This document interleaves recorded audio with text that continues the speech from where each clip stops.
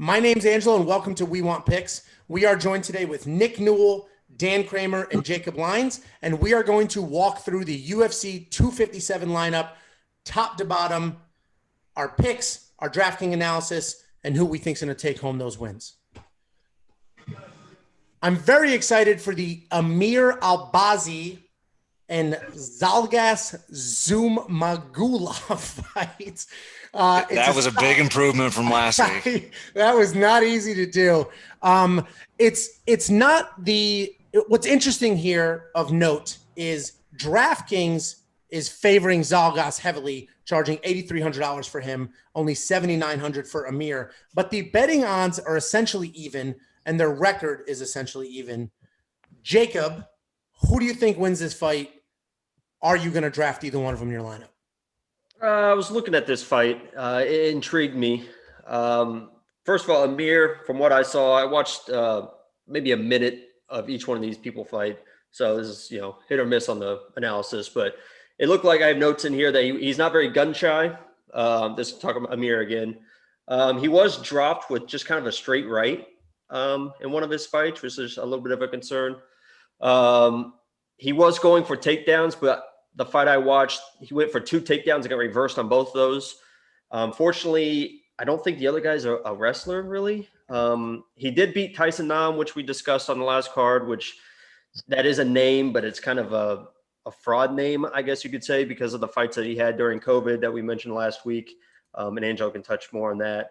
And then on the Zalagas guy, he has 1 finish in his last 6 years. So in the last 6 years, he only has 1 finish. So if you're looking for an underdog that could stay around, Amir could be your guy. I think Zalagas wins the fight, but I'm staying away from this in DraftKings. Yeah, that's fair. Nick, are you familiar with this fight? You have an opinion on how this one goes? You drafting anybody? Yes, I do. I feel like Amir has been finished before, but Zalgas is not the guy to finish him, but I also don't think Amir has what it takes to beat Zalgas. I mean, if you look at Zalgas' lineup, he beat Tyson Nam, who is good. And even though he lost last week, is very good. He has wins over fighters that were 8-0, and he beat Ali Bagatinov, who was a UFC title challenger in the past. So to have a win over a former title challenger speaks a lot to me. And I think Zalgas is going to win, but I don't think it's going to be pretty, and I don't think it's going to be worth the amount of money. Yeah, I didn't know he beat. I didn't know about that win. That you're right. That does mean. Yeah, it's a good call. Because if that happened later in his career, that's an immediate title shot. Can I pull Angelo and just start changing my lineup on the fly like he did last week when he heard all my analysis? Now I finally got somebody that I can give some credible information. I'm like, all right, that makes a lot of sense. How he beat Bagatinov? Yeah, I didn't know that. Split decision. All right. Dan, you grabbing either one of them? Yeah, I think I'm going to take – so I kind of saw it the same way as you guys. Very close fight. They're both good strikers. I was looking at some tape on Albazi. He's got a decent single leg, good ground, well-rounded. He fought Malcolm Gordon and literally hit him with some punches, took him down, mount, triangle finish, so dominated that fight. And then Zumagulov, same thing, very busy, went for takedowns, well-rounded, seemed comfortable striking. Threw a lot of looping punches, not a lot of straight punches. But the guy's also been in multiple 5-round fights. So you got to think his cardio is going to be good. I kind of think it's a coin flip type fight. I'm hoping it's going to be a battle. So I'm thinking I'm going to take Albazi just as a value play for the $7,900, and hopefully he can squeak out a close decision. If not, lose and get a bunch of points. So I'm going to take him for the value. Yeah, I actually tend to agree with you. Obviously, we talked about Zalgas beat Tyson Nam. Tyson Nam is good. He's very experienced. But his latest run up until Wednesday was essentially built off last-minute COVID replacements. These are guys that literally took fights on a week notice. And Tyson took every opportunity that was given to him. I think Amir, his wrestling is strong enough. His grappling is very strong. He's constantly looking for submissions, always working towards something. This is a fight where the 3-point advance might actually matter. Obviously, it's not a factor anymore, but Albazi, if he gets into the ground, he moves and he's looking for submissions. He's very opportunistic, similar to Nick, how you fight. Zamagulov, he can wrestle. He's a good wrestler, but he doesn't always use it. He does have power in his hands, but his striking is very basic. It's 1-2, 1-2, 1-2. So yeah, I saw it too. I wrote very technical in my notes, and that's kind of what I saw too. So I just think Albazi wins the fight. It's too thin. I'm not going to touch it in DraftKings, even 7,900. That's not super cheap. I do think he can pull it off, and he is an underdog. And I think his wrestling is strong enough. His grappling is definitely strong enough, and I think he can make it happen. All right, give me 1 second because they just Zoom just told me they're going to shut the meeting off unless I upgrade the account. So let me just upgrade this stupid ass account. We need to call the accountant to make sure that this is all good. And no, it's because Zoom was doing free unlimited meetings, and then I guess like literally yesterday they changed it to after 40 minutes you need to have a pro account, which is no big deal. This is just Angelo changing his lineup. Hey, hold on a second here. Okay. All right, Dan's taking on Bazzi. I'll just move this around. Nick, you were surprisingly informed on this fight. I didn't think that was coming. What? How did you know? Like, you didn't do that for this WebEx, did you? You knew that? Those fights? Yeah. I just go to Tapology and I look at the records. No, I know, but I'm saying you did that before I said jump on this call. Yeah, I looked at the lineup. Oh, God. Angela, we all look at what's going on beforehand. We don't just come on here and wing it. You think I'm going to be able to tell you anything about? Yeah, come on. This is a professional. What do you think about this fight? I don't know. Yeah, right. Who that was a little bit of last week, dude. So last week I literally started like cramming on like looking at some of the fights. I don't know, an hour and a half before. And I was telling Angela I started from the bottom up, so I got like just up to the main card or before the main card. So as right as all the good fights came, I was like, yeah, I didn't really look at this one, but so I'm not going to touch it. But it was like 4 fights in a row where. Yeah, not very well informed. All right, moving on to the next one. You ready? Yeah.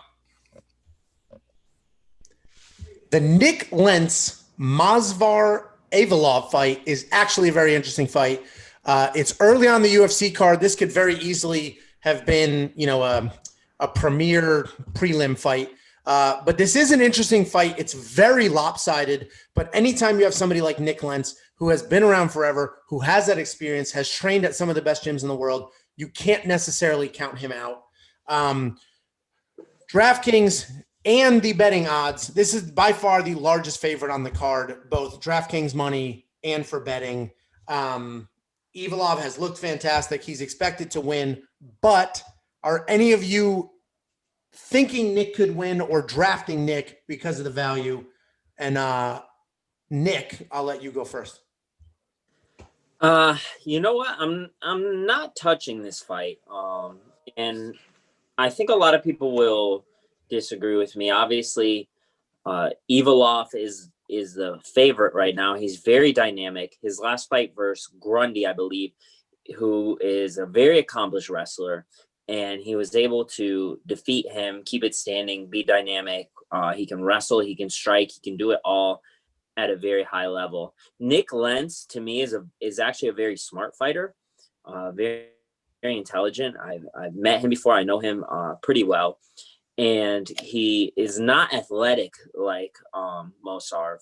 So that's where his disadvantage is. He's a little older. This guy's younger. He's dynamic. I see why he's the favorite. But the thing about Lentz is he's very difficult to finish. He has been finished in the past, but it is not easy. And he can make a fight really ugly. He can hit you, push you against the cage, and just keep the volume down very low, like when he did when he beat Scott Holtzman. He'll make it ugly and he'll do what he has to do to get the win. And he can finish with a guillotine at any point. And I've seen him down pretty badly in fights before and turn around with the guillotine. So I don't really trust that Ivalov can finish him. And even though I would favor him, I am not going to count Nick out. And I think that's a lot of money to spend on something that I'm not 100% confident about. Yeah, now you have me questioning my lineup because that's solid logic. I did go with Ivalov. I completely agree about Nick Lentz. And he's had some eye injuries for a while now too. So I don't know how well prepared he would be if this is, if this is he's continuing to fight because he loves it and wants to do it, or if it's no, I'm ready, willing, and able. Nick's guillotine, 100% correct. It is there, and it's anytime there's any opportunity at all, he will grab it, and he's done it early in fights, late in fights. What makes this a little different, though, is Ivalov is a Greco wrestler, and as a Greco wrestler, I don't expect his head to be in guillotine territory. It may be, but I just think his wrestling is solid enough to do whatever he wants with Nick Lentz without putting himself in danger. And I think, to your point, Nick can make it ugly. I think he's sort of, I think their careers are on different trajectories right now. Dan? I agree with most of what both of you guys said. So yeah, Nick Lentz, super tough veteran. I shared the training room with him for a lot of years. Guy is as tough as they come. Ivalov is actually now training at American Top Team, and from what I've heard, he's an absolute beast. So I think Nick can make it ugly, but I think Ivalov will probably find the takedown, dominate, and win this fight. But for $9,400, I don't know that he's going to get enough points just because of Nick being as tough as he is. And like you said, actually has a good point, Newell, with the guillotine, because he is extremely good at a guillotine. So not a lot of upside in points, I don't think, just with how tough Lentz is. And, there's downside on a potential guillotine or just kind of an overall, not action-packed fight. So I'm not touching this one. Against the cage, right? Put up against the cage fight.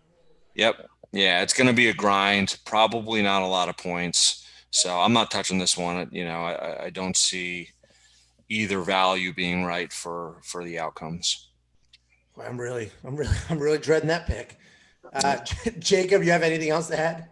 No, just kind of piggyback on everything else, because I actually had Ivalov in my lineup originally until 3 minutes ago.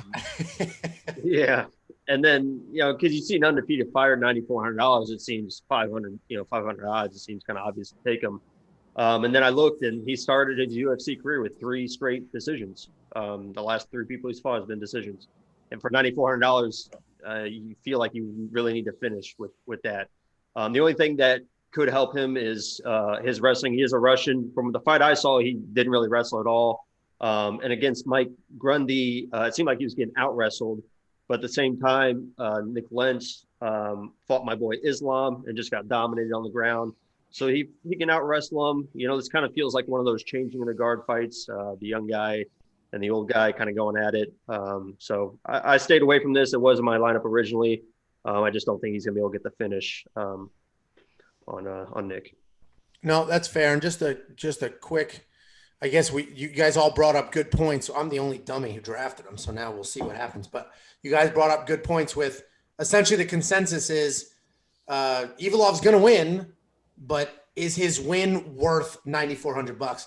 And that is the difference between DraftKings, where you have an actual budget and you want to score as many points as possible for the dollar, versus just picking winners. Because you're right. If you spend $9,400 on him and he scores 80 points, that's great. But 80 is not 100, and $9,400 on a fighter out of your, $6,000 or $60,000 budget is a big deal. All right. I think you made both those budgets up, but you can edit that out. I don't remember what the number is. You went from 6,000 to 60,000. I think it's 6. I don't remember. So we have Andrew Sanchez versus Mahmoud Muradov. This is another close fight. A lot of the fights on this UFC 257 card are actually very close. Sometimes the odds are completely wrong. And I'll tell you right now, the main event, those odds are way off. But sometimes the odds are completely wrong. Sometimes they're spot on. I feel like for this card, almost all of these fights are razor thin. Dan, are you grabbing either one of these guys? I mean, there's a big price difference. There's a decent betting odd difference, but I think in reality, it's a pretty close fight. Yeah, I don't know what the betting odds are now. When I was looking at this one last night, Murdov was about minus 140. And I watched some tape on both the guys. So Murdov is a really good striker. Boxing, he actually signed with the Mayweather team. At least he did a couple fights ago. I'm assuming he's still there. But really good jab. He's fast. He keeps his hands low, which worries me a little bit. But he's loose. He bounces in and out. Definitely a very, very good striker. Good footwork. Keeps his distance. Different angles. All the classic boxing techniques you'd see. So from that standpoint, he's very good. He's also got a big overhand right. So, and he hasn't lost in 5 years. So he's got a lot of good things going for him. Sanchez, when I watched some tape on him, first of all, the guy fought a lot of good people. He fought Vettori, and he seemed happy to strike with Vettori. But apparently he was an NAIA national champion wrestler too, with some good subs. So I don't know what Sanchez's game plan is. If he's going to want to win this fight, I think it's going to be a wrestling game plan. So assuming the fact that he has the right game plan, that worries me to take Murdov for the money. But yeah, I'm thinking if Sanchez goes out there and trades with him the way he did with Vettori, Murdov is going to win. But I don't know what his game plan is, so I'm not going to touch this one. Yeah, I kind of agree. First of all, Muradov signing with Floyd Mayweather's money team is a pretty. I don't know if that's a factor or not. Like, that's a pretty interesting thing, especially in MMA. So that's either they're just trying to build a stable of fighters and they're grabbing, young, solid guys they think can do something, or they are literally like, wow, I see something here. Let's go after it. But I think they're in Vegas, right? Mayweather's team, they're all in Vegas. Yeah. There's 1,000 MMA gyms all within probably 3 miles. So he probably does his boxing with the Mayweather team, and obviously he's fighting MMA. So I'm sure he's doing grappling, wrestling, wherever else at, the other 36 MMA gyms. So I'm sure he'll be prepared, but yeah, I don't know. I just don't trust the fact that Sanchez has that wrestling experience, and if he comes out with the right game plan, he could make it look ugly. And then the other thing I was thinking too is Murdov, even if he does win, his footwork is so good and his distance is so good that he could pick him apart and not score a lot of points. So that's one path to victory that would get him the win, but maybe not a lot of DraftKings points. So yeah, that's a good. I have the note here on his movement as well. So that's a good point. The only thing that anytime you have striker versus grappler, you got to lean towards grappler. Traditionally, the foot movement here may screw up some of the wrestling. Andrew Sanchez, I think he won the Ultimate Fighter, right? So I think he's done well. And he beat the crap out of Anthony Smith until he gassed, and then, the tables turned a little bit. So I think he has. Honestly, if we go old school here and he just sticks to a wrestling first game plan, I think he pulls it off. $7,600 is pretty cheap. I don't remember if I drafted him or not, but fingers crossed. If he goes out there, the same story as last week. You can't remember his lineup. Lineups. So I think at $7,600, if you're trying to squeeze an underdog in there, this is one of the guys that I think can do it, and it's really just a stylistic matchup. His wrestling is so strong. As long as he sticks to that game plan and doesn't get caught up in a slugfest, I think he can do it. Nick, what are your thoughts on that? The wrestling versus striker. So you look at the records, right? And I'm looking at Muradov, and he's good, but he hasn't really fought the who's who of the division yet. Not to say that he can't beat them, but there's a lot of unknown with him. So he knocked out Trevor Smith, and he beat DeCherico, who's a very good fighter, but Trevor Smith is tough, but he's like a kind of a slow laboring wrestler. So he's been knocked out a bunch of times. And DeCherico is another striker. So he went to a decision with DeCherico. Now, Sanchez, you look at, he was beating Anthony Smith and then got tired. And then he lost to Ryan James the same way. He got caught after winning the entire fight. He has knocked people out. He knocked out the last guy he fought, who was a striker. And then he struck with Vettori and went to a decision. Now, he can also wrestle. So there's just too much of an unknown here. I wouldn't be against putting Sanchez in my lineup, but I just didn't, because there's a lot of unanswered questions about Muradov, and it doesn't make me comfortable yet.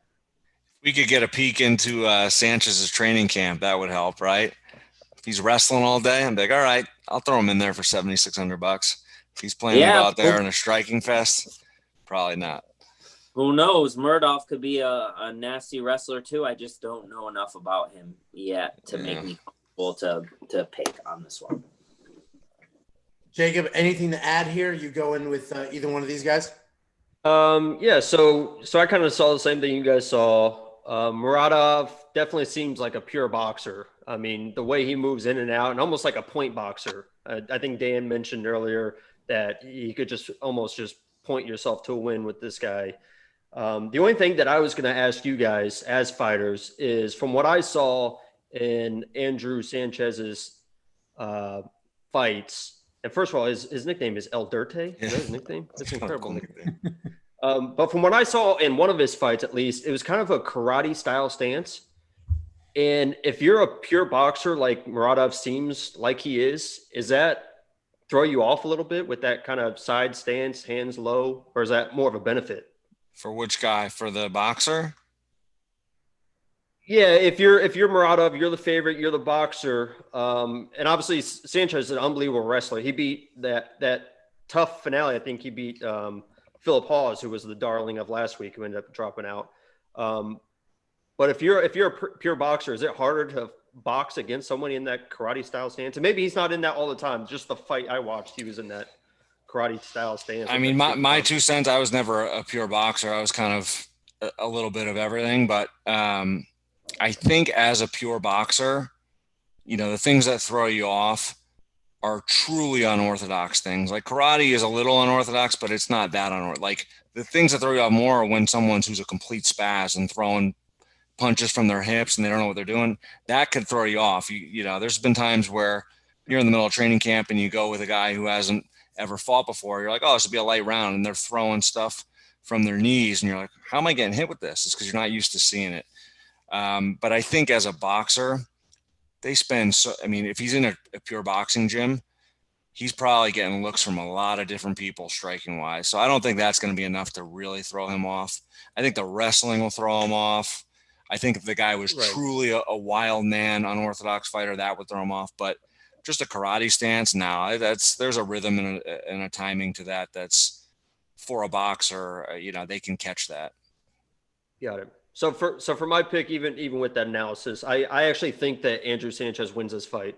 I think if you put him in your lineup, it's not gonna hurt you. It's not my lock of the week, but I think you'll be comfortable in there. I think he wins the fight. He's not in my lineup, but I would be comfortable with him in there. I just think his wrestling, he's just going to overwhelm him with his wrestling, and his striking is good enough to get inside, to get to the wrestling. So I don't think you can go wrong with him, but he's not in my lineup. Yeah, I think that's fair. I think the hope is he doesn't gas, honestly. This fight between Khalil Roundtree and Marcin Prachnio. This is actually a very interesting fight. I'm legitimately, genuinely excited for this fight. I think the odds are, I think they're a little too heavy, but I think they're right. I think Khalil wins this fight. Just an explosive striker. He's really taken his striking to the next level. He literally moved to Thailand to change his career. He moved to Thailand, lived in Thailand, and said, I need to get better at striking. And he did. In his last fight, he looked fantastic. I personally think this is pretty rock solid, especially because Prachnio. He's on a little bit of a losing streak, and Sam Alvey knocked him out cold. And he's a karate guy. I think there's just too much working against him. I think Roundtree sort of, I don't want to say reinvented himself because he was good before he moved to Thailand, but I think Thailand just added that juice. You know how, Dan, Nick, you know this. There's some people that have success doing something, and then they hit a wall and change everything. I'm going to, just change. I'm going to go to a new gym. I'm going to change my style. And it just doesn't work for them because, what you had got you there, and you need to build on that. You don't want to throw that out and start something new. So Roundtree moving to Thailand, instead of just changing everything about himself, and you know what? I'm a Muay Thai guy now. I'm not just an explosive boxer anymore. He actually added to it, and he kept what he did well, and he added more tools to the box. I think he pulls this off. I think this is a pretty solid pick. I don't see many situations where Marcin Prachnio wins the fight. Dan, what are your thoughts on that?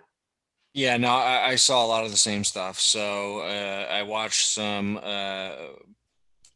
Is it Prachnio or you're messing with it? The names are vertical. Prachnio. Vertical words really throws you off. Yeah. Well, Angelo, he was replacing L's with I's, and yesterday. No, yeah, I think Khalil Roundtree is going to knock Prachnio out. I think the Muay Thai stance, to your point, with him training in Thailand, I think that helped him out a lot. I heard Rogan say on one of his fights, he's literally reinvented himself and has like a new nickname that is who he is now almost. And it's all Muay Thai related. But anyways, super explosive, hard leg kicks. And yeah, Prachnio has been knocked out, I think, his last 3 in a row in the first round. So yeah, I think this is definitely worth the $9,300. I'm taking Khalil Roundtree in this one. Nick, you think this is a candidate for the 25-point under 1 minute knockout bonus? I do. I'm big on this fight. I definitely have this fight in my lineup. I mean, if you look at Prachnio, he got knocked out by Mike Rodriguez in the first round. He got knocked out by Ankalev in the first round. He got knocked out by Sam Alvey in the first round. And all 3 of those guys are heavy hitters. But guess what? Khalil Roundtree is also a heavy hitter. So probably the heaviest of all of them, yeah. The UFC loves Roundtree, and he got this fight, and he's going to do it. So I definitely put him in my lineup, and he works with my buddy Dom, the hypnotist, and he got hypnotized, and he believes in himself, and I think that he's going to finish this one in the first round, and he's definitely in my lineup. Yeah, what is his new nickname now? Or he has a theme, not a theme, but he has the War Horse is his nickname. Yeah, but that's his new that's who he is now as a person. I think not even just in fights. I don't know. Rogan. The War Horse. That was a Disney on Sure Dog. Me and my friends call old women that go to bars to pick up young guys war horses. Jacob, does your 4th place lineup have Khalil Roundtree in it? It does not. But I agree. I mean, after hearing that, I kind of had the same points you guys did. Marcin is just kind of a mess right now. The first round loss, 3 straight first round losses. And if you want to watch a fun highlight that I watched today, the Sam Alvey KO was hilarious because he gets stunned and just walks at Alvey with his hands down, just walking slowly. And Alvey just kind of, boop, and he just completely folds in half. Oh, man. The fighter, that's not hilarious because I'm like, man, what if that happened to me? Yeah. And then Roundtree, what I have written here is that he is good when he's the better athlete. And what by that I mean, he also has 2 first-round losses in his last 3 fights, but those are to the Jan Cutelaba guy and Johnny Walker. And those guys just kind of overwhelmed him in the first round. Marcin is not going to do that. So I think you're definitely not going to go wrong with Roundtree. I also have written here about the Muay Thai stance. He looked good. His leg kicks were incredible. So Roundtree, I think, is a good pick. I have my money elsewhere. Hopefully it pays off, especially if all three of you guys have them, and then it could pay off for me. So I think Roundtree is a good pick. Real quick, the interesting thing about the Iwan Kutalaba fight where he lost, I was like, oh man, this is crazy. He lost in the first round. I think this would be a good fight for him. And I watched that fight, and Kutalaba took him down. That was his game plan. And that's how he beat him. He took him down, landed some ground and pound, and I think probably surprised him on the ground. So I don't see Prochnio going for a takedown. I think he's going to try to slug it out with this guy and get finished. The Juliana Pena-Sarah McMahon fight is one of the most interesting ones on this card. We have an Olympic wrestler versus just a very well-rounded. At this point now, you can call Juliana Pena a veteran. She's been in the division forever, came up through the Ultimate Fighter, but she's in the women's division and just a staple. I think this is dead even. I have my opinion who's win. We'll get to that in a minute, but I think the odds are correct. I think the pricing is correct. I think this is as even as some of these fights are going to get. Jacob, did you grab either one of these women? Do you have an opinion on who's going to pull this off? I still have not picked anyone. I stayed away from this one. Like you said, Sarah, Olympic wrestler. She's fought the likes of Misha Tate, Amanda Nunes, Ronda Rousey. She lost all three of them, so I guess just fighting good people doesn't really matter if you're not beating them every once in a while. But she did compete versus them. The other girl seems very comfortable on the ground as well.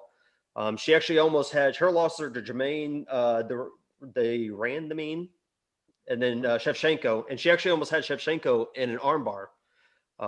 So she is tough. She is good on the ground. Sarah McMahon has been submitted 3 times, so she's comfortable on the ground wrestling, but maybe she get caught in something. The way she kind of got Shevchenko in that armbar happened fast, and I think it was the end of the round that kind of saved her. So I stayed away from this. I think Sarah McMahon pulls it out. And another note I have here, which kind of goes to the toughness of Juliana Pena, was she was arrested in 2015 and charged with 2 counts of assault outside of a bar. So she is not afraid to throw down. But I like Sarah McMahon in this, and neither one of them are in my lineup. Well, rap sheets. We'll have to add the rap sheets to our cheat sheet here. Nick, are you touching this one? Are you favoring McMahon for one reason or another? I'm touching this fight, and I'm not favoring McMahon. Wow. I like Juliana Pena in this fight, actually, a lot. I think she's the better striker. I think she's more dynamic. And if you look at Sarah McMahon, she has been out-wrestled and been taken down in fights, and she's been submitted. And I don't think her jiu-jitsu is on the level of Pena's. And I think that the MMA wrestling is different than the Olympic wrestling. And I think that Juliana Pena has better Olympic wrestling, and she's good enough at jiu-jitsu if she gets taken down to neutralize, possibly submit, or get back to the feet, where she is a better striker. If you look at Marion Renault, the place that Juliana Pena runs into trouble with is she gets outworked and she gets outstruck by people that can counter. And if you look at Durandamy, that was like a panic shot. And Shevchenko, everybody loses Shevchenko. So it's really, you can't really take that one into account. So I'm really favoring Juliana Pena in this fight, and I think she can get the finish. Yeah, so you and we're going to be heads up on this because I have the exact opposite view on this. I think I 100% agree MMA wrestling and Olympic wrestling are not the same thing. George St. Pierre didn't wrestle a day in his life until he started training MMA, and may be the most effective wrestler in the history of MMA. So I completely agree. Those are not the same thing. With that being said, I think Sarah McMahon wins this fight. I think Juliana Pena has a good record. She does. And especially if you look at those names, I think it's a little bit inflated, meaning I think she beat some of those names at the perfect time in those people's careers. Sarah McMahon hit a bit of a sort of a rough patch. She just skyrocketed to the top and then alternated wins and losses a bit, fought Ronda. Once you fight the champ, you're kind of in this weird limbo where I'm not the best on the planet. And even if you're top 5 on the planet, you're stuck fighting 1 through 4 for the next couple of fights. And that puts you in a weird spot. And I think that happened to Sarah. She took time off, had a kid, spent time with her family, came back recently and looked great. And I genuinely think that hard reset in her fighting career helped her out quite a bit. We saw something similar with Mackenzie Dern, although Mackenzie came back and lost, but then quickly reset right after that. So I think personally, I think Sarah pulls it off. I think her wrestling is strong enough. She's busy enough. And I do think this is one of those fights where the new DraftKings rules may help me out. I think if she can get it down, have that control time, land all those little tiny elbows that meant nothing before are all points now in the new DraftKings system. So I think Sarah wins it. I personally would not bet actual money on this, but I'll definitely bet DraftKings money on it. Dan, are you leaning towards either one of them? I'm not touching this from a DraftKings standpoint. I looked at it. I didn't watch a lot of tape on either, but I mean, McMahon's been around forever. I mean, one thing nobody mentioned that I thought was interesting, she's 40 years old. So not that, I mean, could be a factor, might not be a factor. I know a lot of guys that are in their 40s that are still, Glover's, number 1 contender right now, should be. So not that that's a huge factor, but I just looked at the values. It's 8,000 versus 8,200. I'm not really sure how this fight's going to go. So I didn't want to spend that on either of them. I'd rather, spend the money on something I felt a little more confident about. So I'm not touching this one. Okay. Another interesting fight on this card. We have Brad Tavares versus Antonio Carlos Jr. This is another one of those closer toss-up type fights. I think the odds are wrong here. I think Antonio should be the favorite, not Brad. But Jacob, what are your thoughts on this? Do you think, either one of these are worth scooping up? This is the first fight that I chose on. And I love Antonio in this fight, kind of as you were alluding to it. One of the main reasons is Tavares he's not a finisher. I think 9 of his last 10 wins are decisions. Antonio is just a monster grappler. If he gets you on the ground, you're going to get submitted. And if you're not finishing him earlier, you're just leaving him even more opportunities and more time to get you to the ground, drag you to the ground, and you're going to get choked out. So he's got 8 submission wins. He's fighting a non-finisher. Tavares has fought some unbelievable competition. He fought Izzy. He fought Robert Whitaker, Yoel Romero. So he's going to be ready. But as a non-finisher versus a grappler, the second he's going to get a hold of your leg, he's going to get you to the ground. He's going to submit you. Antonio is the first person in my lineup this week. Nick, you scooping anyone up? And if not, who do you think wins? No, I'm actually not touching this fight. If you look over the record, obviously Shoeface is a very good fighter and a very good finisher. But Tavares, actually, all of his losses are versus really good strikers. So he does have that counter grappling. Obviously, he got out-wrestled by Yoel Romero. But Yoel Romero is Yoel Romero, which is a different monster when it comes to the wrestling game than Carlos. And Carlos was on bottom a lot versus Ann Heinisch, and he wasn't able to get the submission off his back. And I just don't think he has the wrestling to beat Tavares. So I will favor Tavares in this fight. And I think that he'll do it, but it will be one of those boring type, not a lot of points decisions. So I'm not going to put him on my lineup, but I do think that Tavares will win. So essentially you're saying Tavares is definitely the better grappler, but probably won't be able to get it to ground to do it. And if he's on his back, vice versa. No, reverse. Yeah. Carlos is Antonio is the better. I don't think he's going to be able to take Brad down and hold him down and submit. I think that Brad will sprawl and brawl, but be very selective with his strikes, fight a smart fight, and win, but not score. Gotcha. Dan, you agree with that? I mean, we're split now. You're the you're almost the tiebreaker. So, I mean, this is a tough one to pick. I think it's going to be a very close fight, and it's kind of a clash of styles, right? So, Antonio, we call him, he trains at ATT. His nickname's Sapato, which is Brazilian for shoe face, I think. But anyways, the guy's got unbelievable jiu-jitsu. His wrestling is really pretty good. It looked good against Uriah Hall. He got 4 takedowns against Uriah Hall. But he did get outstruck by Uriah Hall as well. So he got jabbed a bunch. But his nose also broke in round 1 early. So I think that probably created a problem throughout the rest of the fight. But I thought Zapata won that fight. I thought he won the first and the third. So, I mean, beating Uriah Hall is no joke. So, and even in a close decision with him is no joke either. So, I think Zapata's got everything it takes to win this fight. With that being said, Tavares is freaking tough. I mean, I think both of you guys said it. He's fought everybody. He's fought the who's who of the division. He's game. I wasn't able to find a lot in the videos on his takedown defense, but outside of that, he's really well-rounded. I got to assume he's got some takedown defense, so I think it's going to be a close fight. I had Zapato in my lineup, especially the value of $7,500. I think he's worth it. But I rearranged things because I just wasn't quite sure. But if I have to pick, I think he's going to take it. I think he's going to get a takedown early and win on the ground.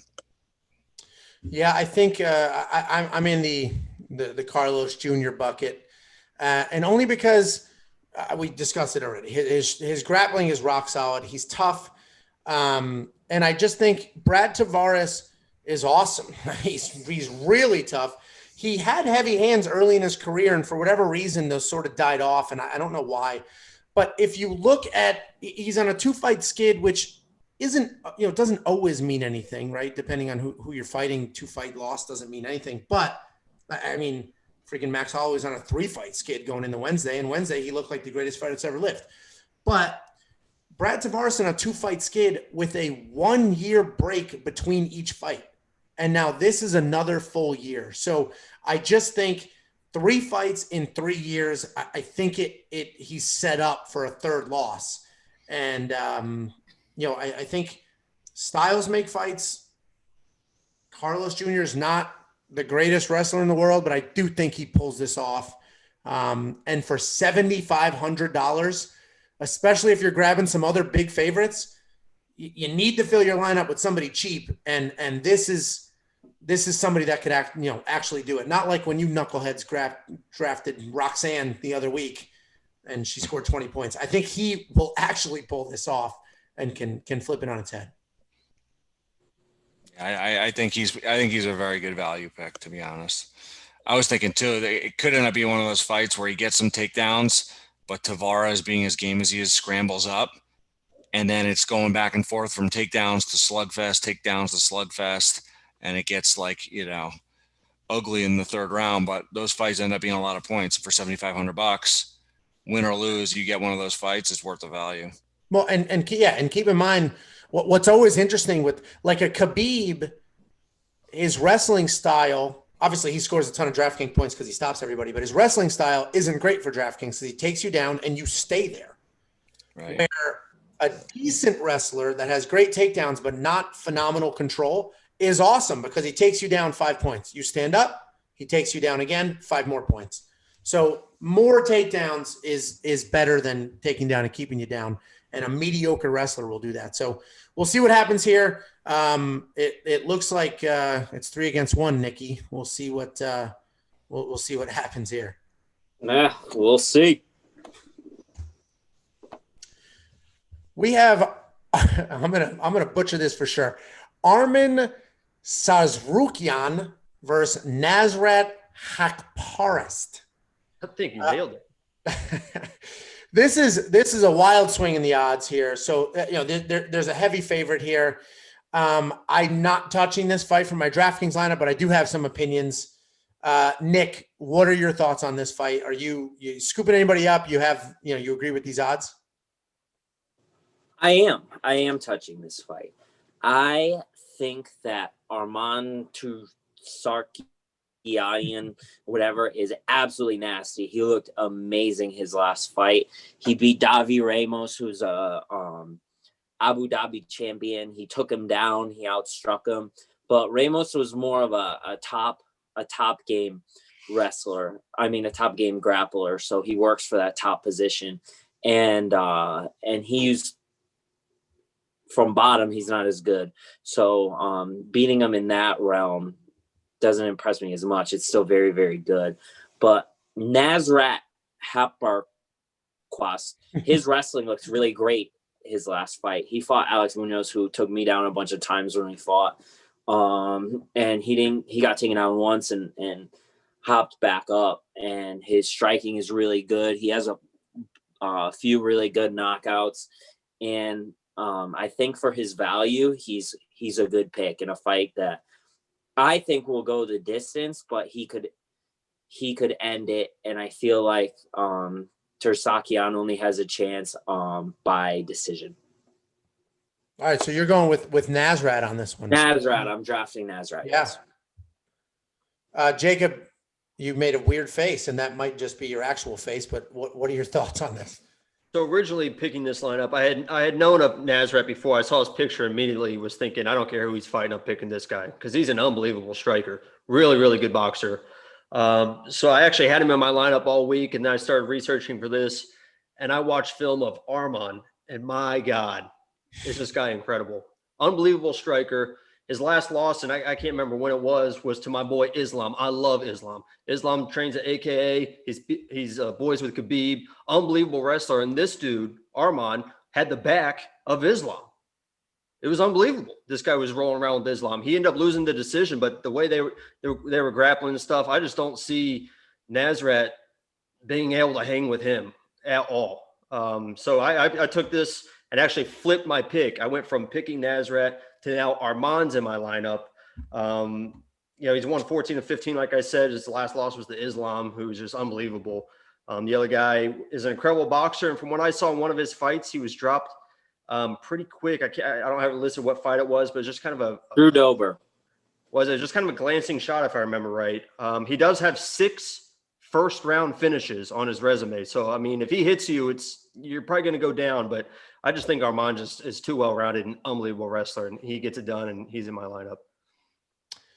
Yeah, I personally, I agree. I mean, Arman's a phenomenal wrestler, and what he does really well is he's a phenomenal chain wrestler. So he will not stop. He's unrelenting.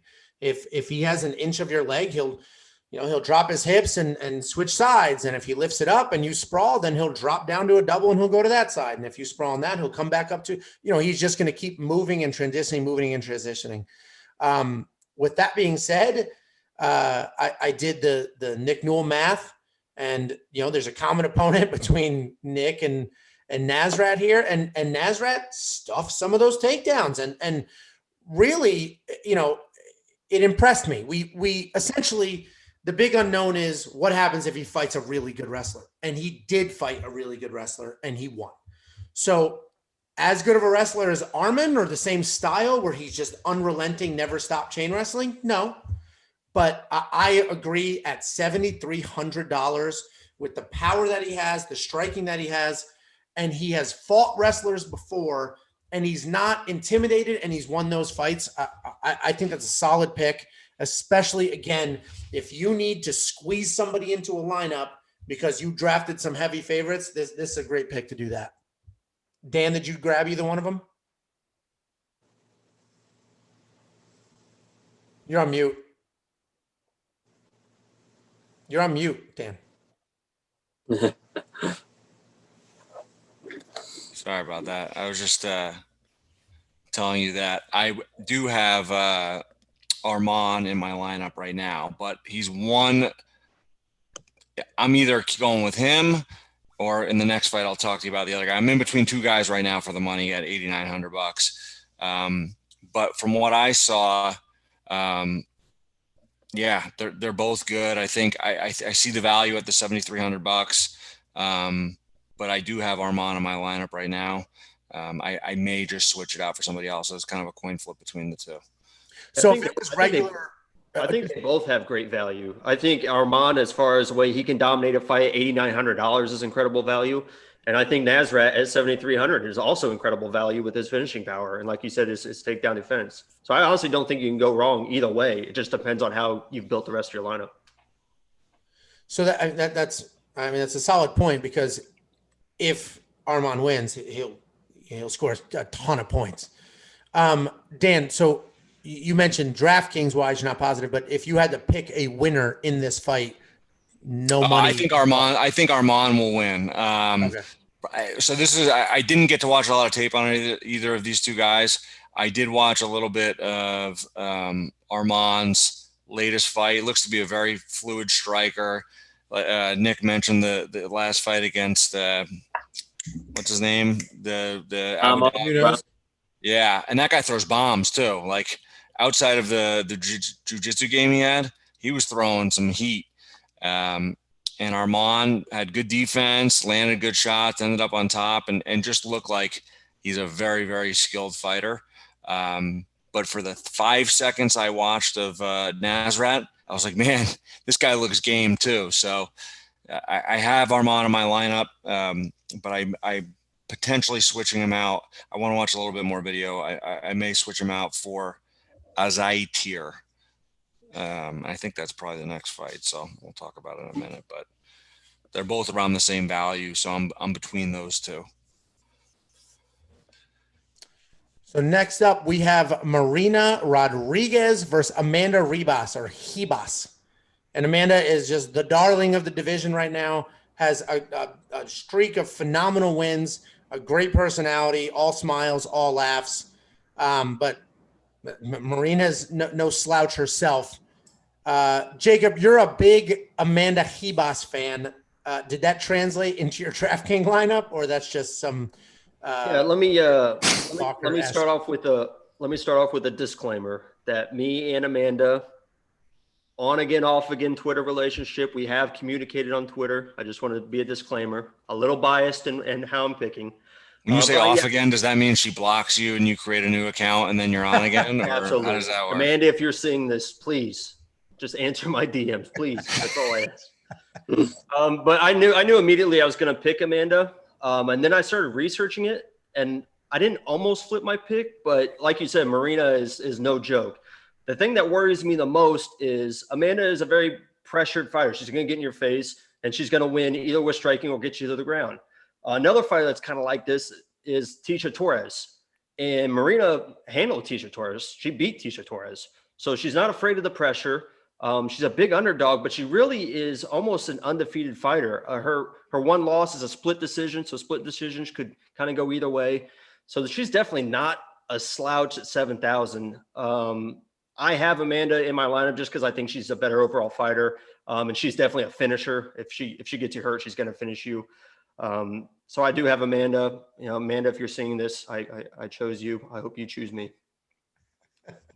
So both of them have some phenomenal wins in this division. So Amanda Ribas has beaten three of the, I mean, you're all going to yell at me saying Paige Van Zant's not one of the best in the division, but three solid women in that division. She beat Mackenzie Dern, Paige Van Zant, and Honda Marcos. Three big wins. And then Marina Rodriguez beat Tecia Torres, who is just an absolute killer, and Jessica Aguilar. And it was, you know, it's post Bellator Jessica Aguilar. So Bellator Jessica Aguilar was just an absolute animal, where UFC Jessica Aguilar had some more miles on her and probably, you know, towards later in her career, but she still beat a phenomenal striker and a busy, active striker in Tecia, and then a great wrestler in Jessica Aguilar. She lost to Carla Esparza, but honestly, who doesn't realistically? I think Marina Rodriguez wins, and at $7,000, and I'm going to look real stupid if she's not in my lineup right now. She needs to be in your lineup. At $7,000, I think she can get it done. This is a striker versus grappler-esque matchup, but she has shown that she can beat grapplers in Jessica Aguilar. And, you know, this is the type of fight. We have seen this before with like Amanda Ribas types We've seen this before where somebody is streaking and doing really well and just on that path to stardom, and then the brakes come off. I don't think that's necessarily going to happen with Amanda, but I just almost feel like too much is going too well. And this is the fight that will determine, is Amanda the next big thing, or does she still have to work out some kinks before she hits, top 1, 2, 3 in the world? Nick, did you grab either one of these? Do you agree with me? $7,000 is phenomenal for this fight. I think it's a good grab if you do a top heavy lineup. And I would think that the better choice out of these two would be Marina Rodriguez. I mean, she fought to a draw with Cynthia Calvillo, who's a very, very good grappler. And her fight versus Carla was a split decision. The fight, they have a common opponent in Randa Marcos, and Marina Rodriguez and Randa fought to a draw, and Amanda Ribas really beat the shit out of Randa Marcos if you watch the fight, but it doesn't always work like that. And now Amanda Ribas is the new queen of the simps after she beat Paige Van Zandt. So she's got some good momentum going. And but I still feel like there's a lot of unanswered questions. She fought fighters that weren't towards the top of the division. And I think that Mackenzie Dern is actually a really, really good fighter. And she beat her smart and she won that fight. So that was her biggest win. But Marina Rodriguez has been in there with everyone and a lot tougher fighters, I feel. And I think at 7,000, it's a great touch. It's a great pick, but I did not put it in my lineup. No. Right. Dan, you grab either one of them at that bargain price? I do not have either one of them, but I do have a pretty strong opinion on who I think is going to win this one. So I'll start with Rodriguez. So she's super long, good striker, a tough matchup, right? She's really, really, really long, uses her length well. Got great clinch work, knees. I think Nick was saying when she got taken down by Calvillo, she scrambled up really well. So she's good, but she is primarily a striker. And Ribas is unfortunately really, really good. She's a solid striker, but her ground game is next level. And she trains at American Top Team. I've heard she's an absolute beast. So, I think Ribas with a smart game plan will get this fight to the ground and get a submission within the first 2 rounds. That's what I'm thinking. Submission or ground and pound within the first 2 rounds. Right. And it's funny because a lot of what you guys are saying, I was watching Rodriguez's fight. I was like, man, she's tough. This is going to be a tough fight for her. But when she did get taken down by Calvillo after that first round where she scrambled well, that third round, she got mounted and dominated. So with someone as good as Ribas on the ground, I don't think she survives that sort of situation. So I'm taking Ribas by finish in the first couple rounds. My guy. Well, we're split on this. So she in your lineup, Dan? She's not in my lineup just because she was so expensive. I had to work in a couple of other underdogs. But yeah, no, I mean, she was very close to being in my lineup if I could make the dollars work. Well, we'll see. We're split on this, so we'll see. We'll see Saturday night how this plays. Oh, we will see. There we go. We have another undefeated fighter in Atman Azaitar versus Matt Fravola. It's an interesting matchup. The price swing is much bigger than the actual odds, and I think in this fight, it's tricky. I went back. Can you start over? I was away for the beginning of that. Yeah, I did that on mother. I'm just kidding, dude. Keep going. Come on, roll with the punches. It's all good.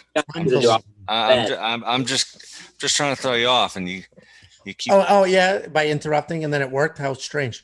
Well, I mean, come on. Gotta be a little so we have. That. So honestly, my pick here is Ottman. I think his striking is just so good, and I think he can avoid the takedowns. I'm familiar with Longo MMA, so that's the gym that Matt Fravola trains out of with Chris Weidman and Ray Longo and them. They've got a nice gym going on there in New York. Matt Serra, when he was there, obviously the grappling was fantastic. I just don't see Frevola pulling it off. His chin has been suspect in the past. He's been dropped, I think, in every single fight, or at least his last 4. And Ottman's striking is just too good. I think he's got too much power. I think Ottman pulls it off. My actual prediction here of how this is going to go, I think Ottman cracks him a few times, and then Frevola is just going to take a couple crappy shots just to try to get out of there, and it's just not going to end well for him. That's my opinion. I don't remember. You're going to laugh at me. I don't remember if I have him in my lineup, but I do. I'm pretty solid here with the Ottman winning this fight, and probably by stoppage. Do you have a printer at your house, Angelo? Because you should just print your lineup and keep it on your desk next to you. Here's the problem, man. I change my lineup like 75 times before I finally land on what is now the winning, leading championship lineup every single week. So you change it throughout as we all give our analysis, with like Jacob's nodding and knowing that you do. Do you use your phone or a computer to broadcast and have all these graphics and stream from? This is my computer. Okay, then why don't you just look at your phone at your lineup? Because it's not set yet. He keeps using an excuse that's just so easy. It's not set yet. Like, listen, this is how he won last. It would make sense. Can I go first? Yeah, absolutely. Okay, even though you already went. It's like Angelo saying he's lost. He doesn't know how to get somewhere, but he has a phone with maps on it. This miniature computer that I can use to call people. Listen, I'm taking Ottman. This is a sure bet for me. This is the best bet of the card, in my opinion. Everyone should have him in this lineup. If Frevola wins, I'm going to look like a complete asshole. I think that Ottman has the wrestling to keep it standing and the one-punch knockout power to get it done. And Frevola wins. He wins ugly. He'll grind. He'll do what it takes to get the win. But I don't think he's capable of doing that with Ottman. I think he's going to get put out in the first round. And I put Ottman in my lineup. 100%. I 100% agree. I think you and I are going to do really well this week. Jacob, does your weird scowl and weird Indiana accent have an opinion on this? First of all, I think this is going to be hands down the fight of the night. I think this is going to be a brawl. Like you guys said, Ottman is a killer. A killer. When he gets someone hurt, he is running after them and he is killing them. He has 10 first-round finishes. That's unreal. Frevola, this is what scares me. I have Frevola in my lineup.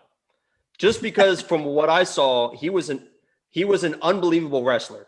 Unbelievable wrestler from the tape I saw.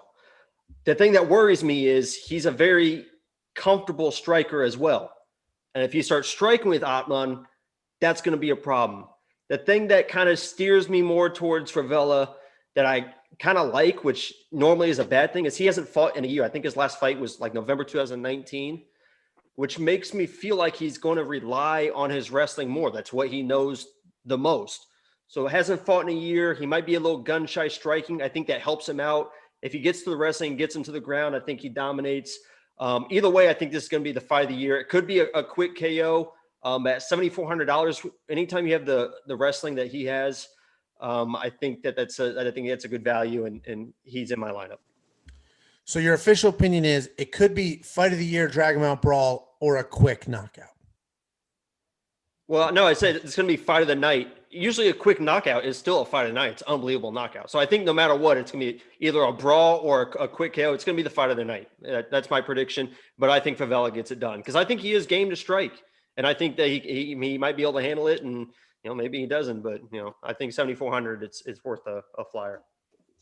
Dan, are you smart enough to pick Ottman in this fight? Oh, my God. You're on mute. It's like FaceTiming with my grandfather.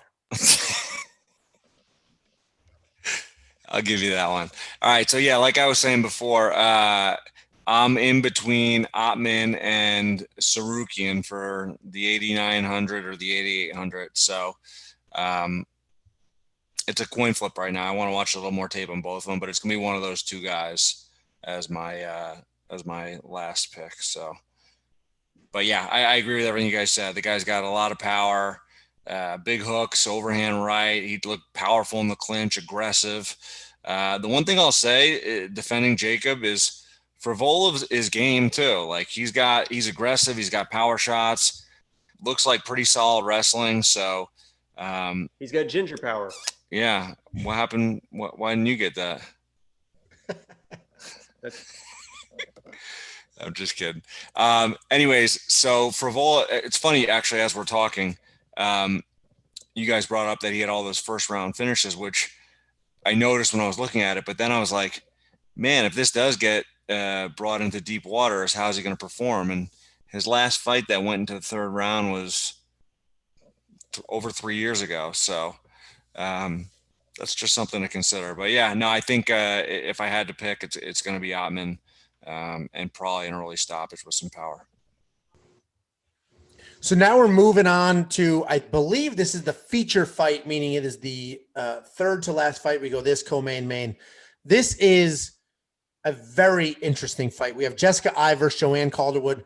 Jessica Eye is, in my opinion, one of the best women in the division to not ever win the belt.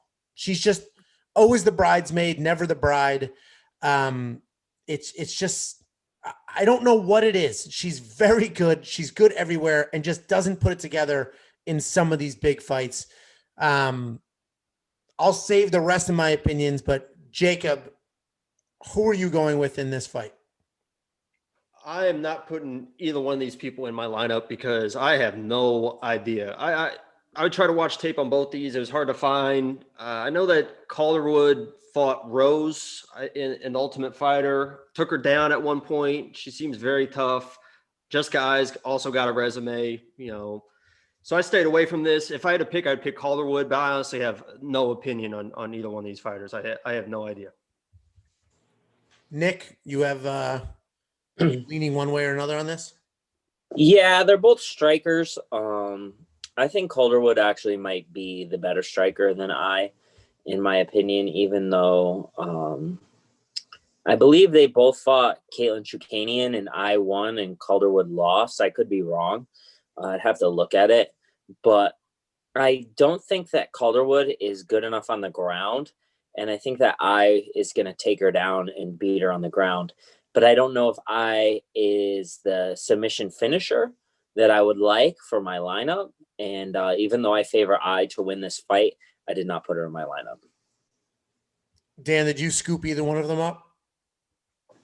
No, I didn't touch this one. I wasn't sure which way this is going to go. I could see a lot of different things in either one winning. So there was no huge value on either end. I mean, 7,800 is sort of cheap, but not that cheap, not confident either way. So I'm not touching this one.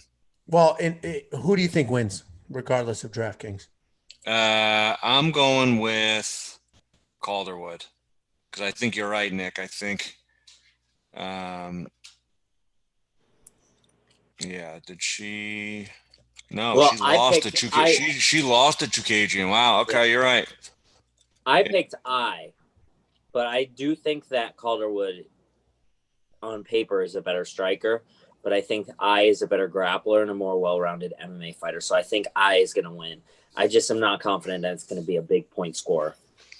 Yeah, I'll go with a very low confidence just to make a pick. I'll go with Calderwood, but not touching it. Yeah, I agree with Nick here. I think we've mentioned it before. There's just different levels in this, and I think Jessica Eye is just on a different level. I think she's, you have champions and number one contenders, and then you have right below them and just always the bridesmaid, never the bride type, perennial top 5 fighters. And then below them you have, very good in the UFC, deserve to be there, going to beat some people, but not ever jump to that level.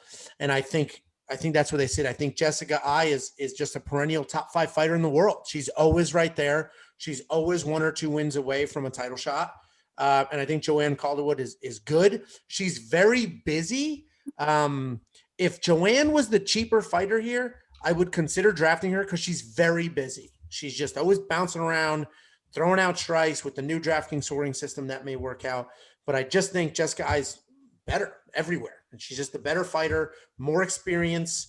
And I know the records are, experience-wise, the records are somewhat similar, but more experience fighting at a high level, fighting those big names. She's been through a bunch. I think Jessica Ai wins this, and I think it's just a different level. So we move to the co-main event of the evening. I'm probably more excited for this than the main event, honestly, because I always love seeing these giant names outside the UFC come into the UFC.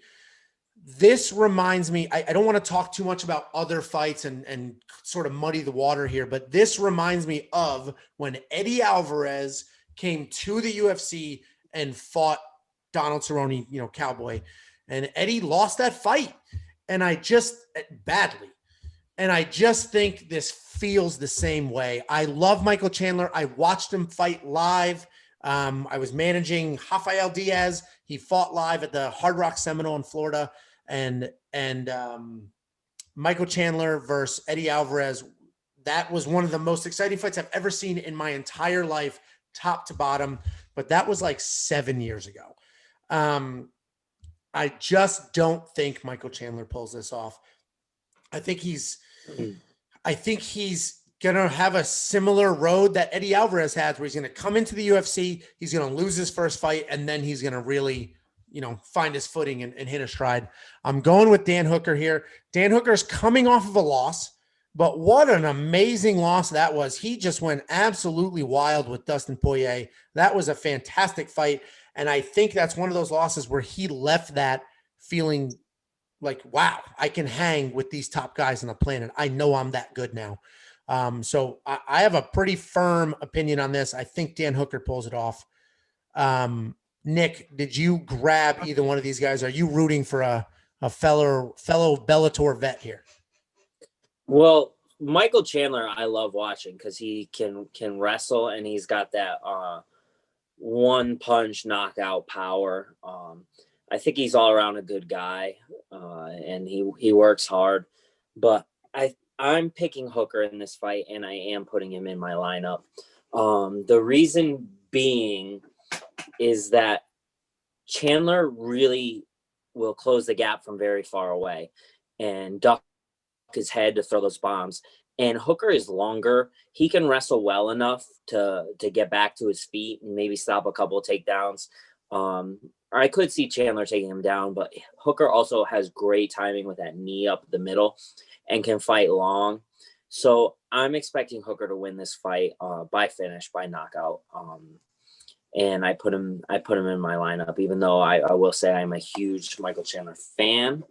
I think he's very entertaining. I think he will do well in the UFC. I think this is not a good matchup for him, and I feel like Hooker is going to get it done. All right, so two for Hooker. Jacob, are you going to ride that streak? Are you splitting this? Michael Chandler at $7,700 is the best value you will ever see in DraftKings. The guy's an animal. The guy is a complete animal. You get smarter every week, Jacob. Thank you, Dan. I'm with you. Just a complete animal. I hadn't even watched much of his film. I went back and watched the Eddie Alvarez 2 fight that he lost a decision. You said it was 7 or 8 years ago. It doesn't matter to me. That dude is a brawler. And here's one thing I did notice. I haven't seen a lot of Dan Hooker. Obviously, everyone saw the Poirier fight. He's fought, I think he beat Felder. It says it's a split decision, but he dominated Felder. That was that weird decision that Felder got. I'm interested. I didn't see the Gilbert Burns fight. I would be interested to see that. What I did watch was the Ally Quinta fight. And Ally Quinta got on his leg, on a single leg, on a number of occasions, fairly easily.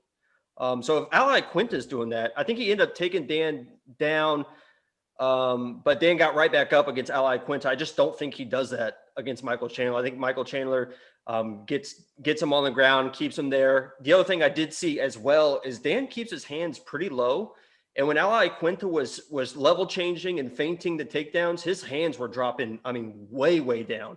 And Michael Chandler's got power. He can throw bombs. So I think you could see a situation here with kind of the Khabib Conor thing where the hands are low. He fakes low, comes over top and can really clean his clock. So I definitely have Chandler in my lineup. I don't think you'll ever see value like that again at $7,700. And Dan, you can go ahead and back me up, please. I'd love to hear it, Dan.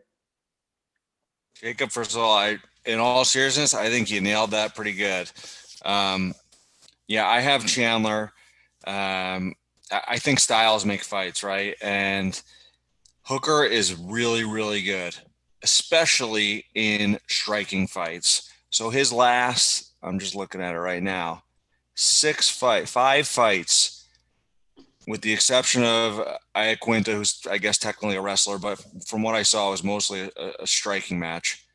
Every fight was a striker. Poirier, Felder, James Vick, Edson Barbosa, and he does well in those matchups. He's got cardio. He can strike all day. So while I think he's really, really good, Chandler's style, he's, as you said, he's got explosive boxing and he's got great wrestling. So I think those two combined, level changing up, switching between faking shots or actually shooting and then throwing power shots, I think he's going to win this fight. The only X factor is coming over to the UFC for the first time, the nerves, the hype, all of that. I got to think he's a veteran. It's not going to eat into him a little bit, but man, you never know. The first time you're in the UFC, that affects everybody differently. So he's known for good cardio, and it's a 3-round fight, which I think is great, especially for his first fight. So between the wrestling, the striking, it being a 3-round fight, and Hooker really being kind of a longer, durable guy that's going to thrive in later rounds, I think Chandler's going to win this fight. And I think he can do it a couple different ways. I think he could land a knockout with one of his big bombs, or I think he could just out wrestle him for 3 rounds. I think it's important to remember too that Chandler came over to Abu Dhabi already. He went through the entire training camp. He made weight. So when you talk about the nerves, obviously it's different when you step into that UFC ring or the octagon for the first time. But all the background stuff and all the preparedness, he's already done that. He talked about that in one of his interviews this week, that he feels more comfortable now because he knows all the back people, he knows these people, and he went through the process. And I think that's like you said, I think it's going to pay Jacob, off. I was so close to giving you so much credit for that. You did not need to mention that you heard in one of his interviews. I was going to say that was a really, really good analysis on your part. But I mean, either way, no, that's a great point. Like going through the motions, seeing the arena, getting the vibe, just the whole experience, that helps take away from the nerves a little bit. So, yeah, I think Chandler's going to win. And so the other thing too, I looked at, because I was like, man, Hooker is really good, but who has he fought and how has he done against wrestlers? And I really couldn't even find that anybody that he's fought wrestling wise that's on the level of Michael Chandler. That's why I'd be interested to see the Gilbert Burns. It looks like he won by a KO. I don't know how it went. I haven't seen film, but Gilbert Burns is obviously an accomplished wrestler. I mean, I did watch, because I was like scrolling through. I'm like, I can't even find a wrestler in here. So it's kind of an unknown. But I went all the way back to the Jim Miller fight in 2018, and he did get taken down by Jim Miller in the first round, but then, he landed a crazy knee. So I will say, my pick is Chandler. He's in my lineup, but I would not be surprised if Hooker landed a knee or got a sub too, guillotine, something like that. I wouldn't be surprised if that happened, but I think for the value and just everything he's done, his style, I think Chandler's the right pick. Yeah, this one will be interesting. We'll see what happens. We're split again. This one will definitely be interesting. The real life money and the DraftKings money, I think, are very different here. Real life money, those odds are pretty tight, and it's a pretty tight fight.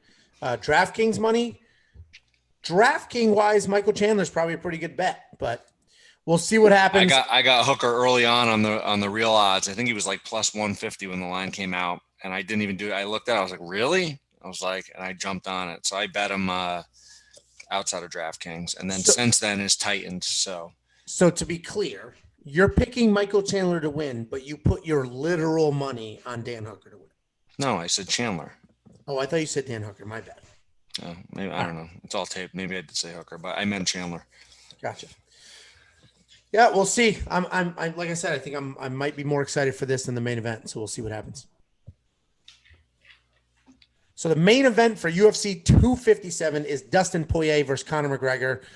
Hot sauce versus whiskey.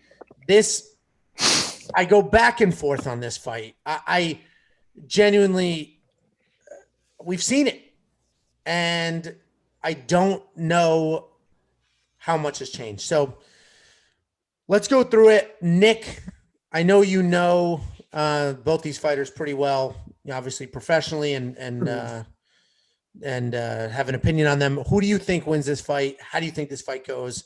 Did you draft either one of them? I mean, you gotta pick the main event always because it's 5 rounds. It gives you more time to work. A lot of the other guys at the top are, to me, a better value and more worth the risk. Now, Conor's knocked out Dustin before. He's proven that he can do it. He's done it. They were both at 45. Dustin was a little more depleted. He wasn't the same fighter, but Conor also was very sucked out and cut a lot of weight for that too. So that argument doesn't hold as much weight with me because they're both going to be a little more, they're going to have a little more in the tank at 55. But what I've seen in these fights is Conor could knock him out early. He could catch him, right? But down the stretch, I feel like the fight favors Dustin. If he can make it ugly and wear Conor out, he can score some heavy points. So I went with Poirier, and I might be the only person here that did that, unless some of you double up on him for this. But I did not draft Conor because I felt there were other people that were more of a guarantee for that value to get that first round knockout, that first round finish that he would go for. And I don't see him as scoring a lot of points over 5 rounds. When I see Dustin, especially at 7,100, could score a lot of points over 5 rounds and really muck it up, get takedowns, land a lot of punches, ground and pound, stuff like that. And maybe even finish later in the fight, where Conor, my bet would be that first round knockout if it was anything. And I think there's other people that are more apt to do that on this card. So, I like Dustin. I'm a big fan. I actually think Conor's a great guy too, from everything he does, but I drafted Poirier for this fight. So you picked Dustin in, you think he'll actually win the fight, and you put him in your lineup? I think he's motivated. I think it's a coin flip of a fight, to be honest with you. Maybe I'm just picking him because I want him to win. I like him as a person, and I think he has a lot of heart, and it would be a good thing to see him get that win back. But if someone was like, you're crazy, I'm picking Conor, I would understand that as well. Well, I picked Dustin. I put him in my lineup. I think I put him for 2 reasons. One, $7,100 is nuts. If you're talking $7,100 for a 5-round main event, and it's not somebody versus Cyborg or somebody versus, Shevchenko, Dustin Poirier can, and I think will win this fight. For the good of the division and the good of the sport, maybe Conor needs to win, right? You need a belt around Conor to really just jack some numbers up. But I think Dustin wins the fight. I think that their first fight was so long ago, and so many things have changed. Since that fight, obviously Conor turned into a wild superstar, but Dustin progressively got better and better and better. And who you lose to? Khabib. Who doesn't lose to Khabib? So I think Dustin actually wins the fight. I think overall he's the more well-rounded fighter.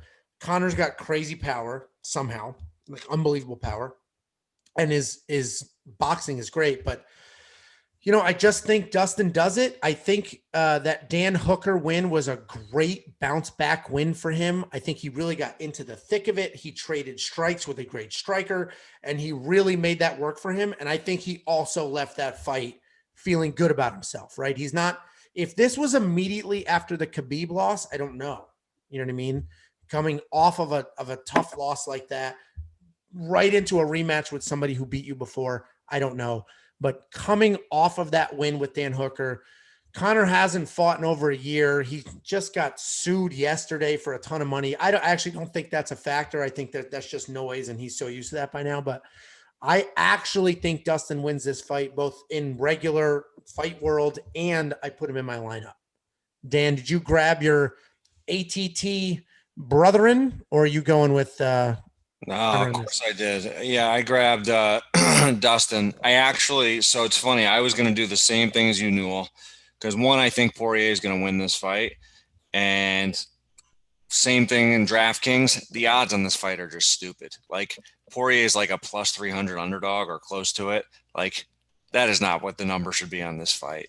So I bet on him. I'm rooting for him. I took him in DraftKings. I did double up just because I do think there's a chance that this could be a striking fest that goes, into the later rounds. And I think that's where Poirier will get a finish.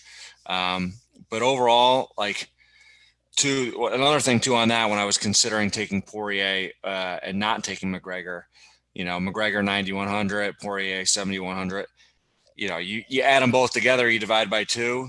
Would you take either of these guys for $8,100? That's the way I looked at it. You get both of them for $8,100. Now you're going to get a loser out of it, but man, I think there's going to be a lot of action, especially early. That's when McGregor's certainly most dangerous. The one thing I'll say about McGregor that, because I early in his career, I bet against McGregor all the time. I was like, oh, this is going to be the fight. He's going to get exposed. He just has that it factor, and he shines in big moments, and he rises to the occasion. So he's got that in him. And that's one of those intangibles that you can't put your finger on. You can't analyze it. He just has it. But I think Poirier, over the last however many years since they last fought, I mean, the guys fought literally the murderer's row. Eddie Alvarez twice, Justin Gaethje, Max.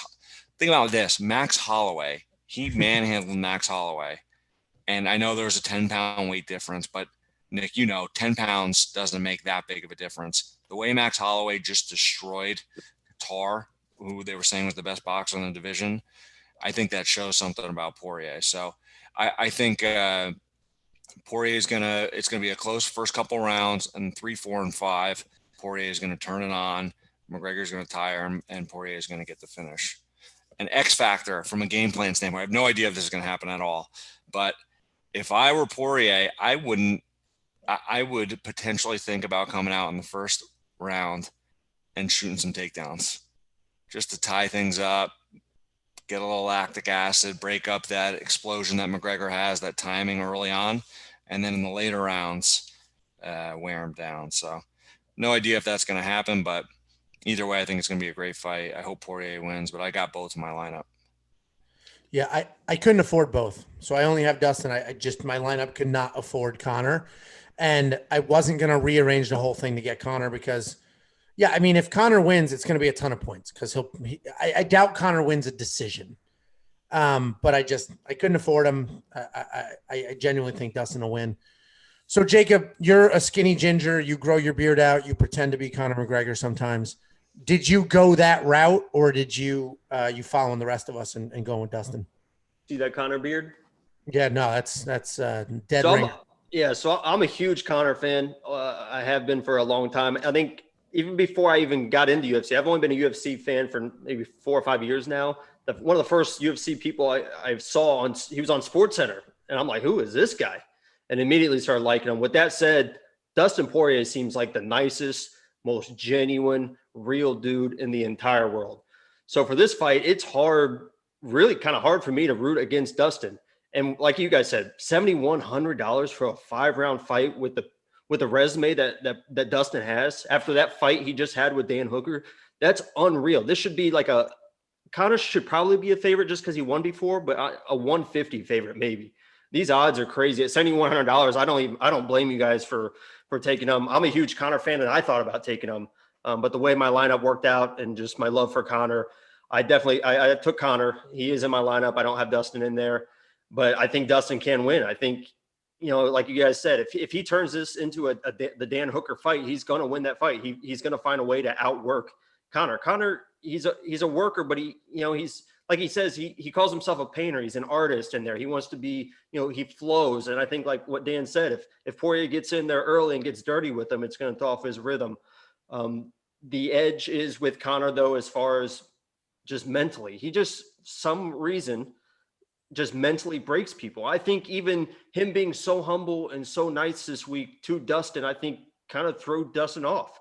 And when you hate someone the way that Dustin talks about how he hated Conor back in the day, think about all the people that you've hated. You don't just not hate them. So I think as much as Dustin wants to talk about how he's put off the emotion and stuff, I think when he stares across Conor in the octagon, he's going to remember how much he hated Conor.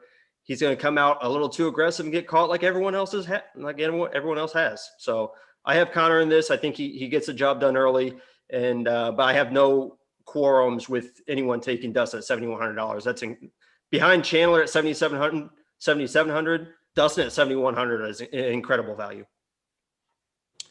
Yeah, we'll see what happens. It's honestly a solid card, and this is a really good fight. I agree with everything, literally everything. That's why it's sort of a tough pick. And Dan was 100% correct when these odds are outrageous, just absolutely outrageous. I mean, if you think Dustin's going to win, throw money on Dustin, because you're never going to see these odds again for somebody that could do something like this in a fight like this. That's crazy. So we'll see what happens. I'm putting more money on Poirier tonight, actually. I think the odds are going more in favor of McGregor because all that McGregor fan money's coming in. Yeah.